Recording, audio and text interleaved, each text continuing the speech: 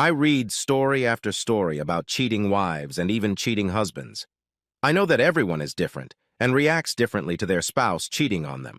In most relationships, I would expect the husband to lose his temper and do something about it if he catches the man in bed with his woman. I just read a few stories, and in every one of them, the husband comes home early and discovers an unfamiliar car in the driveway. In most of them, he walks quietly through his own home and hears sounds coming from his master bedroom. He walks to the door, which is usually ajar so he can peek inside the room. On his marital bed, he sees his wife being had, and she screams, demanding more.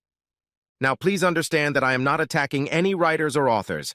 I'm telling these stupid fucking wimps who are boyfriends and husbands. They watch their wives being had, and they feel sick to their stomachs. They are in an overwhelming situation, not knowing what to do, so they slowly leave the room, sneak back out of their own house, and go to a bar to do some more thinking while drinking a pint of Jim Beam. Later, they come home and act like nothing happened, and later try to plan some revenge. Is that what real men do? I say, bullshit for you horn-pointing weaklings, you sons of bitches, you sweet-sounding bastards who let other men take advantage of your wife while you stand back and watch. You don't want to ruin your sweet little marriage, and you may have to face the truth. To all of you so-called caring husbands and boyfriends, I say, fuck you. It happened to me, and I'll tell you what I did. Mandy and I were married for 11 years. We had 2 children, Trevor, who was 10 years old, and Jasmine, who was 8. I always thought we had a good marriage. Like most marriages, we made love all the time in the early years. We had a pretty full personal life. Missionary position, from behind, and even bought one of those Chinese books about 1,000 ways to have sex. About 6 of them were pretty good. The rest, the Chinese could take back. She always met me step for step. I have to say she was good, and her favorite position was riding on top. I liked that too when I got tired. She would climb on top of me and ride me like a fucking bronco. I know I sound like an asshole, but I wasn't always like this. I carry a lot of resentment, and I do. I need to get over it, but it's not easy.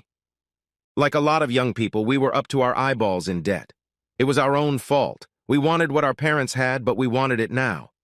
It took our parents 30 years to get their belongings together.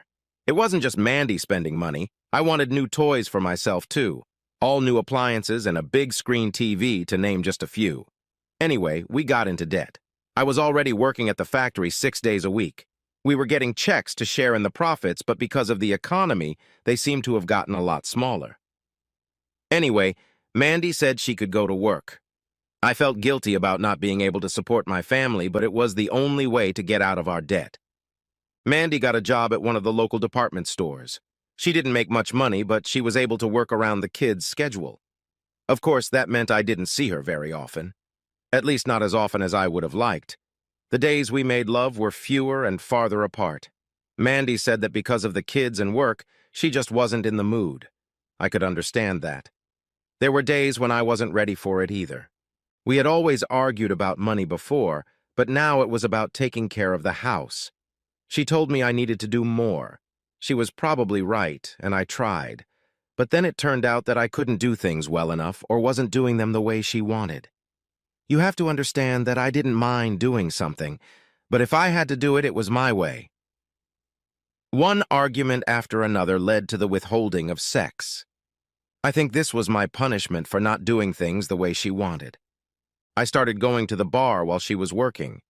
I was just angry and tired of being alone. The kids always went to their grandparents because Mandy's parents had a pool. We couldn't afford it. I met a few women at the bar, but I didn't do anything but talk to them. I did buy them a few drinks. It came to Mandy's attention that I was hanging around the bar. She was really pissed and told me that if I was going to screw some slut, she could do the same. I told her that wasn't true, and whoever told her I was cheating on her was a fucking liar. She didn't tell me who it was. She just went to bed and locked herself away from me. I thought about breaking the door down, but then I'd have to fix it. I figured she'd get over it, so I slept on the couch. We didn't get along at all then. We argued about nothing. We didn't talk anymore. We both threatened each other with divorce over nothing. The kids were spending more and more time with Mandy's parents. I think they hated seeing us argue, and it hurt them too. On Friday, I told Mandy that I was taking Saturday off and going fishing. I needed to get my thoughts together. Mandy said, "We need money and you're taking the day off. What the hell is wrong with you?" That was another argument. Mandy accused me of taking one girl from the bar with me. I didn't know where she got that information from, but she wouldn't tell me. It wasn't true, although I admit that over the last few weeks one of them kept hitting on me. I liked the attention, but I didn't do anything to her. I did talk to her quite lewdly, but honestly never touched her. One day she reached out and grabbed me. It actually felt good, but I put my hand on top and took her hand away. I told her that Mandy and I had problems in our marriage, but I wouldn't cheat on her. Saturday I got up, grabbed my fishing gear, and went for a walk. I was gone for about 4 hours when I think I finally came to my senses. Sometimes you need to be alone in the wilderness to clear your mind. That's what fishing did for me. I realized how stupid Mandy and I had been. Instead of talking with a clear head, we were both arguing, and neither of us was conceding an inch. I decided to go home so the two of us could sit down like adults and work through our problems. When I got home, there was a strange car in the driveway of my house. I immediately thought of those fucking stories and how the wussies reacted. I quietly walked into my house and listened for any sounds. I heard Mandy say, "Ralph, this isn't right, even if Clyde is cheating on me." I looked into the room and saw that Ralph had his hand on Mandy's breasts. Her blouse was unbuttoned and her bra was pulled up above her breasts. I walked into the room. "Oh my God, Clyde, what are you doing home?" "It's not what you think," Mandy said. God, what a stupid phrase. We were both smarter than that. I grabbed Ralph's arm and pulled him off the couch. The zipper on his pants was undone. I picked him up and punched him hard in the stomach. I hit him with a right cross to the jaw. I think I may have dislocated his jaw. I threw him across the living room, knocking over a table and a lamp. I jumped on him and punched him over and over. I stood up and kicked him in the balls. All the while, Mandy was screaming and crying, demanding that I stop. I picked up the bleeding, nearly lifeless piece of shit and threw him out the door onto my lawn. "You fucking whore, get out of my house!" I grabbed her and she screamed as I threw her out the front door, her breasts still sticking out. I slammed the door shut and locked it shut.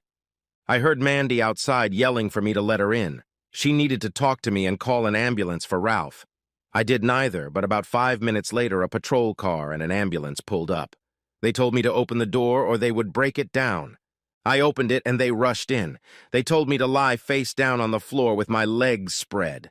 One officer put his knee in my back and handcuffed me.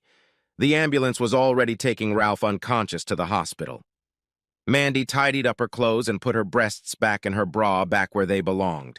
They talked to Mandy and took her statement. I didn't say a word. They read me my rights and I refused to talk. They put me in a patrol car and took me to jail. Mandy called the jail and even drove there. I told the officers running the facility that I didn't want to talk to her. It was one of the few rights I had left. An officer, a nice guy named Joe, came up to my holding cell to talk to me. "Off the record, Clyde, what the hell happened?" "Communication, or lack thereof," I replied. "My wife was getting ready to sleep with a guy on my couch. I'm not a fucking wuss, so I took matters into my own hands." "Did you hear her side of the story, Clyde?" he asked. "Joe, let me make it very simple. No one forced her to do it. She was going to do it of her own free will. What kind of man would I be if I took that kind of shit? I did what I had to do. Now I guess I'm going to have to pay for it," I said. I refused to even try to bail them out. I told them I wasn't going to waste money my family could use, so I might as well just go home in this situation. They were going to hire me one of those lawyers that the state provides. I was fine with that. He would be gone for at least a day or so. Either way, I needed time to cool off. Joe came back with a letter from Mandy. I immediately told him I didn't even want to read it. When I finally saw my lawyer, he told me I was in a heap of trouble. He wanted me to plead insanity. I laughed and told him that I knew exactly what I was doing, and if that asshole ever came near Mandy again, he'd get a repeat performance. I actually asked him if I had killed the bastard. "Damn close," my lawyer said. "Broken jaw, 2 ribs, 2 black eyes, and God knows what else. The police couldn't even take his statement about what happened. He was in no condition to speak. All they have is your wife's statement right now. I'm going to visit her myself tomorrow. Is there anything you'd like me to say to her?" "Yes, I would. Tell her she's free to sleep with whoever she wants now, and I want a divorce," I said. I just became a very stubborn asshole. You had to be a hard ass in prison. I didn't even talk to Mandy. I refused to see her. I did get a few messages from my kids saying they missed me and wanted me to come home. Like I could just say, okay, I guess I'll go home tonight. It had been 2 months since the beating, and my trial was about to begin. At least some sort of pre-trial proceedings. The only witnesses were Mandy and this guy Ralph, who I found out worked where Mandy worked. I was sitting in the courtroom when they wheeled Ralph in a wheelchair. I think he broke his leg when I threw him out the door. His jaw was still bandaged, but the bruises were almost healed. My lawyer whispered to me that they had to surgically remove his testicles. They were tamped too far into his scrotum. He would not be able to have children. He was married, but his wife was divorcing him because of this fiasco. He wrote most of his statements as he was hard to understand because of the brace on his jaw. I looked back at the courtroom door and saw Mandy standing there. I felt anger and hurt when I saw her. She had been forced to appear at the hearing as a reluctant witness. They said she didn't have to testify against me, but she had to give her testimony about what happened. Well, I guess I had to hear it after all. Ralph was called first. He basically said or wrote that Mandy had invited him to visit, and they were getting intimate when I burst into the room and started beating him before he could even defend himself. He said he and Mandy were two consenting adults. He told the judge that I never gave anyone a chance to explain anything. I had only viciously attacked him. I felt like standing up and slapping him again. I would if I thought I could get close to him. Mandy threw him a very angry look and cried when she looked at me. Mandy was called to testify. She told the judge that she worked with Ralph. He had been hitting on her quite often, and she had always rejected his advances. Recently, he told her that her husband was cheating on her. She refused to believe it, and even told Ralph that she had talked to me about it. Then one day, Ralph came in with pictures that showed some slut with her hand on my bottom. Now I realized where I had seen Ralph before. He used to hang around outside Jake's bar where I was having a drink. He always kept his distance and never spoke to me. The bastard was taking pictures to use against me. Mandy then said, "I was all shaken up after I found out Clyde was cheating on me. Ralph told me I should get even with him and do the same thing he was doing. I was confused. I love Clyde, but when we are angry, we do stupid things. I told Ralph about Clyde going fishing, and he told me that he overheard Clyde asking the bar whore to go with him. I was hurt, and maybe I even wanted to get even. I don't know. I was so embarrassed. That horrible Saturday, Clyde left and didn't even kiss me goodbye. The kids got up and asked to go to my mom's house for the day. That left me alone in the house thinking about what Clyde was doing. Then Ralph showed up at my door. I asked him what he was doing there, and he told me that he thought I could use some company since my husband was cheating on me. That son of a bitch set us up. I really hope the judge saw that. Of course, Mandy let him in, and seeing him in a wheelchair wouldn't have done me much good." Mandy continued, "Ralph came in and I poured him a cup of coffee. We started talking about what Clyde was probably doing right now, and Ralph started flirting with me. He started undoing the buttons on my blouse and pulled my bra down over my breasts. I didn't realize what I was doing. I didn't want this man. I wanted my Clyde, but I sat there and let him touch me. I watched as he leaned over, unzipped his pants, and I remember telling him that it was wrong, even if Clyde was really cheating on me. The next thing I remember was Clyde walking in and grabbing Ralph's hand. I was afraid that Clyde would kill him and I would be sent away. I know I yelled at Clyde to stop, but he was like a madman. He threw Ralph out the door and then called me a whore and a slut and pushed me out too. A few minutes later, the police arrived with an ambulance. Mandy was testifying in court in tears. I tried to contact Clyde and talk to him, but he refused to see me. I was so stupid, so stupid. She got off the stand and looked at me in tears. I had such mixed emotions. According to her, they had never done this before, and there was a good chance she wouldn't have gone for it. I knew she was hurting, but there was nothing I could do but watch. This asshole had ruined our lives. When I made my statement, I made the mistake of saying I would do it again. At the end of the whole trial, I was charged with assault and battery. The judge said that even though it happened in my home, Ralph was considered a guest. I could have asked him to leave, but legally I couldn't beat him to a pulp. The judge gave me 4 years. Mandy left the courtroom in tears.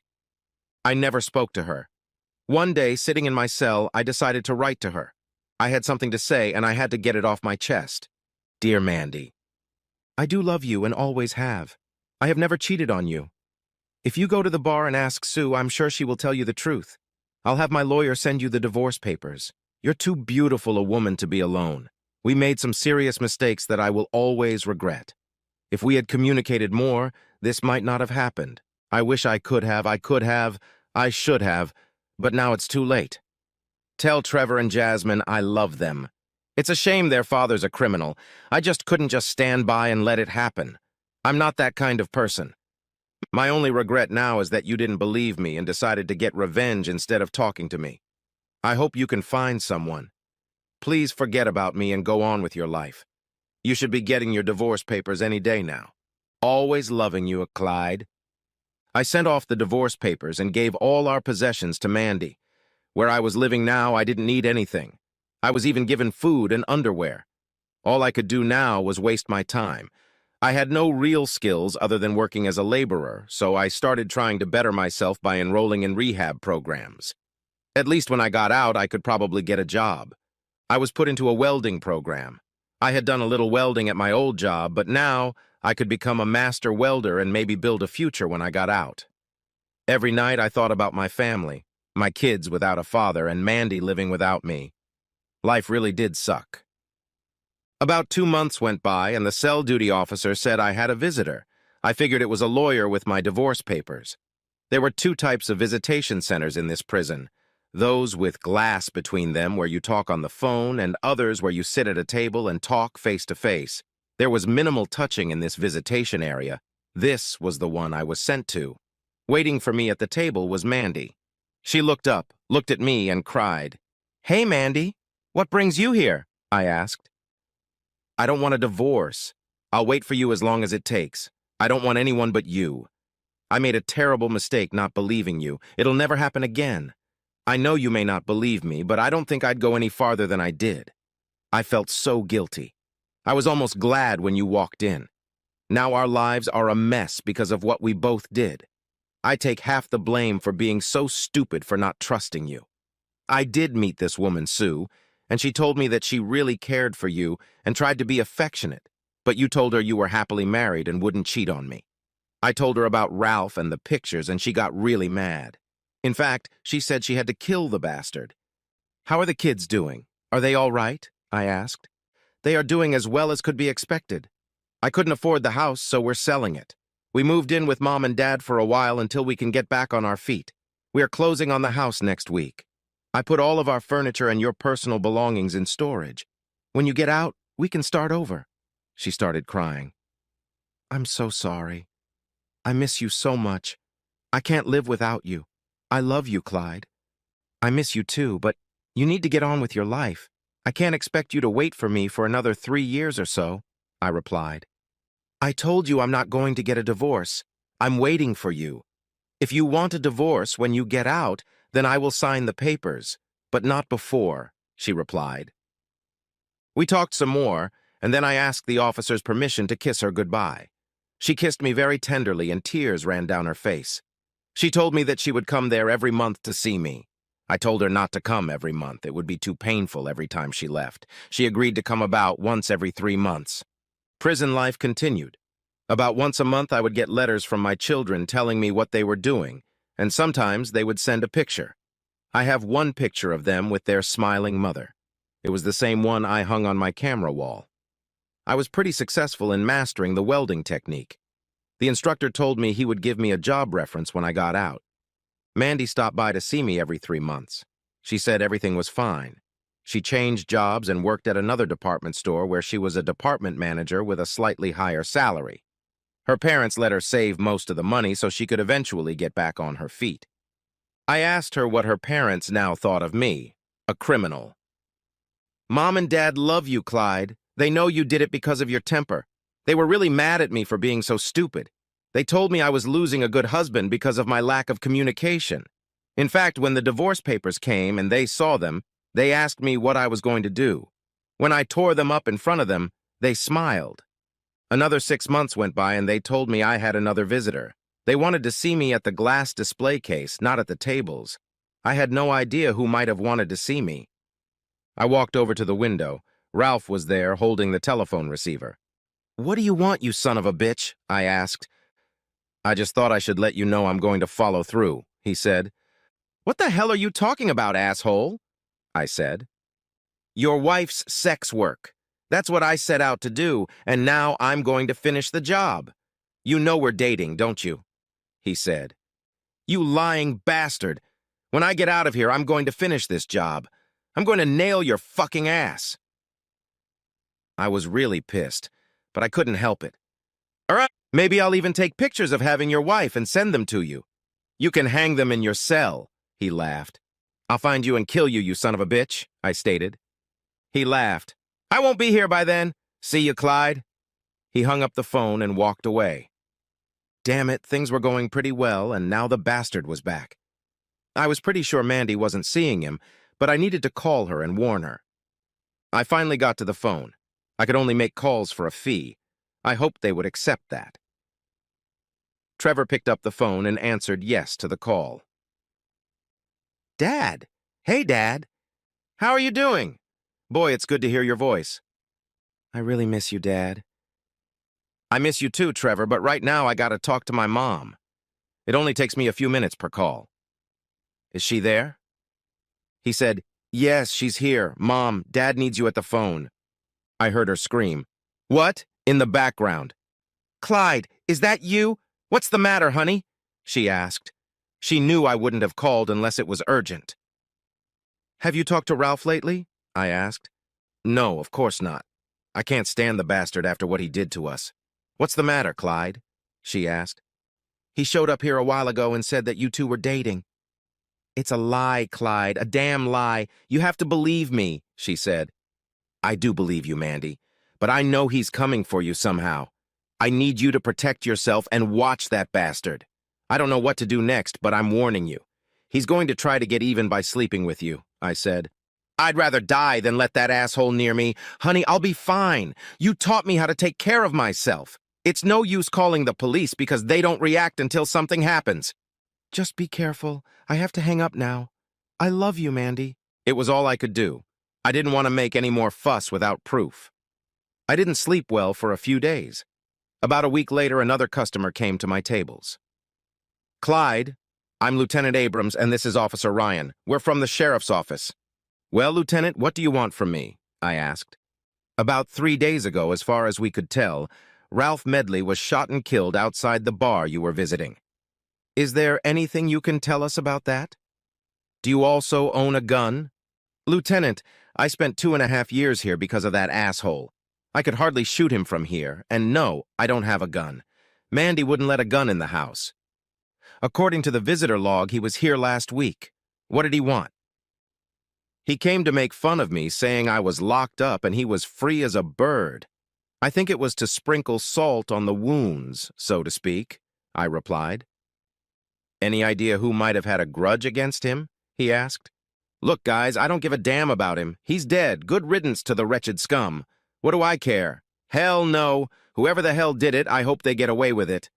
"Though I heard his ex wasn't too happy with him," I replied. "What about your wife? What's her name? Mandy? She might be interested in seeing him dead," the lieutenant said.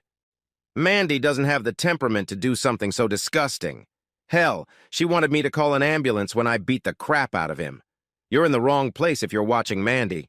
She's got 2 kids she has to support on her income, and now she lives with her parents.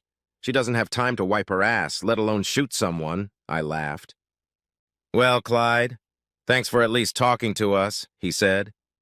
Hey, were you going to tell me what you know about the shooting? Hell, officer, I told you everything I know." "Fair enough." Ralph walked into Jake's bar around 7 o'clock. He sat idly drinking and met a sexily dressed blonde in the doorway. She never went inside, so the people in the bar couldn't get a proper look at her face. They circled the parking lot, and the next thing the customers heard were gunshots, 2 of them.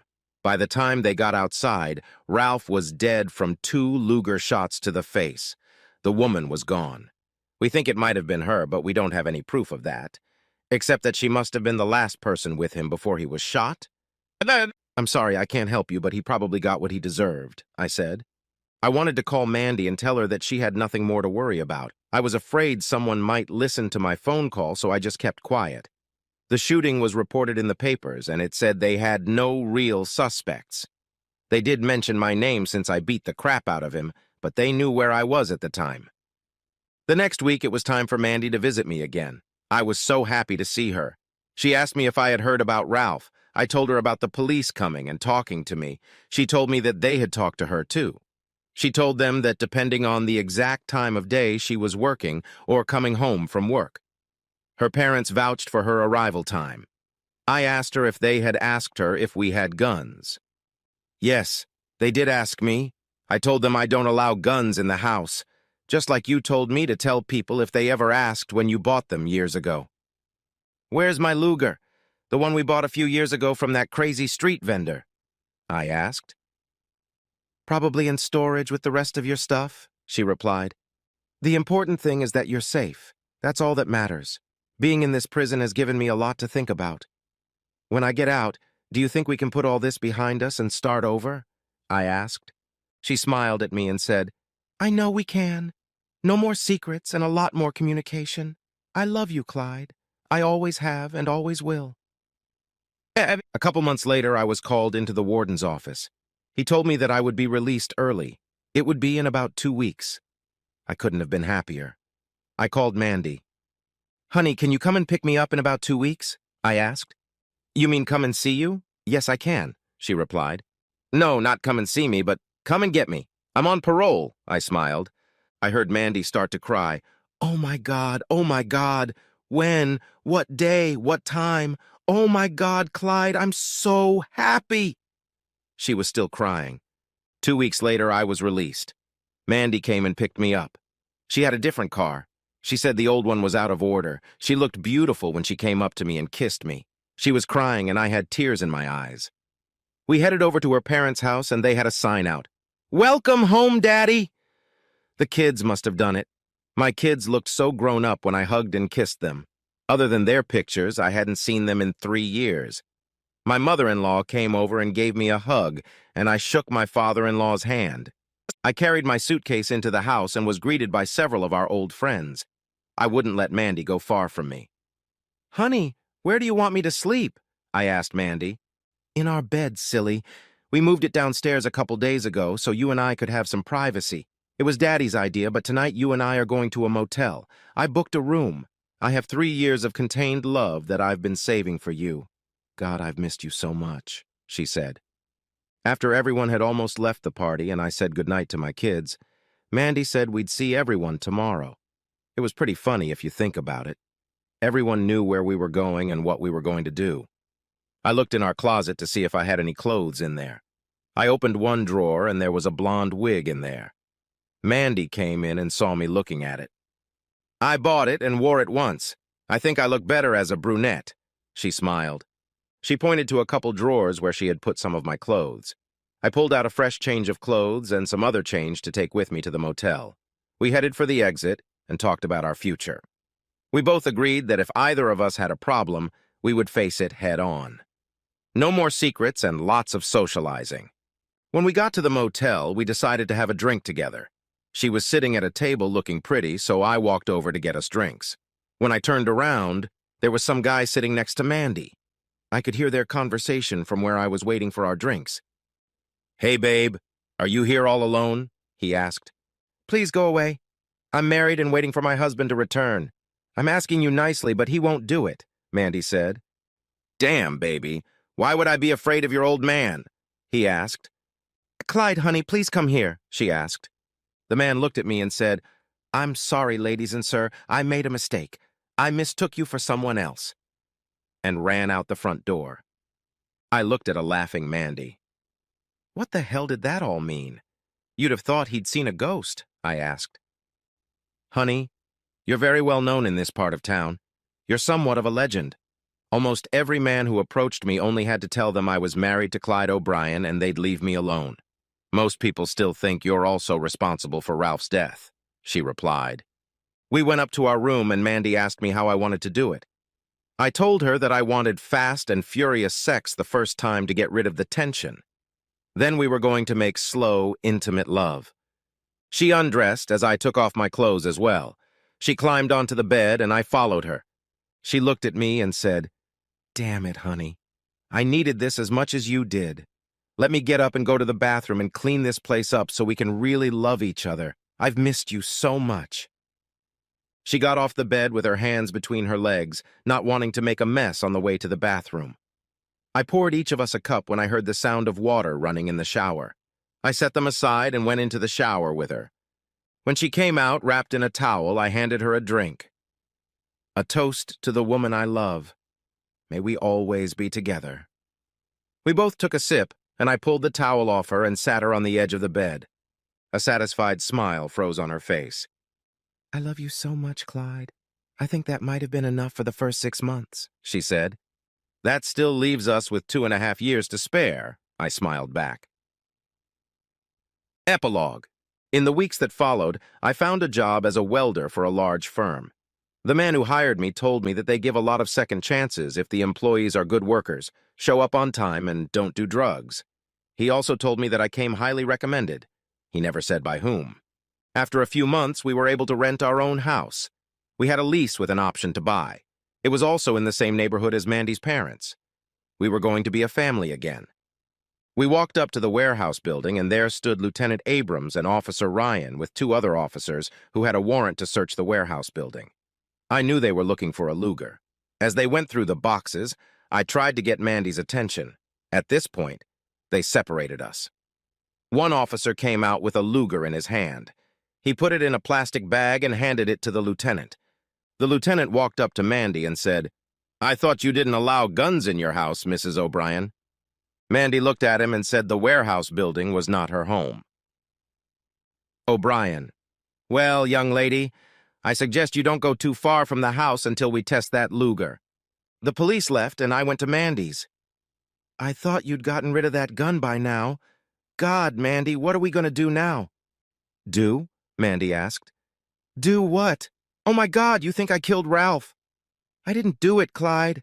I don't know who did it, but it wasn't me. I didn't think about the gun until you reminded me." The next day, the lieutenant came to our new house and even returned the Luger.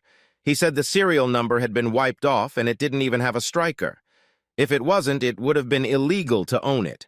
As it was completely useless and probably hadn't been fired in years.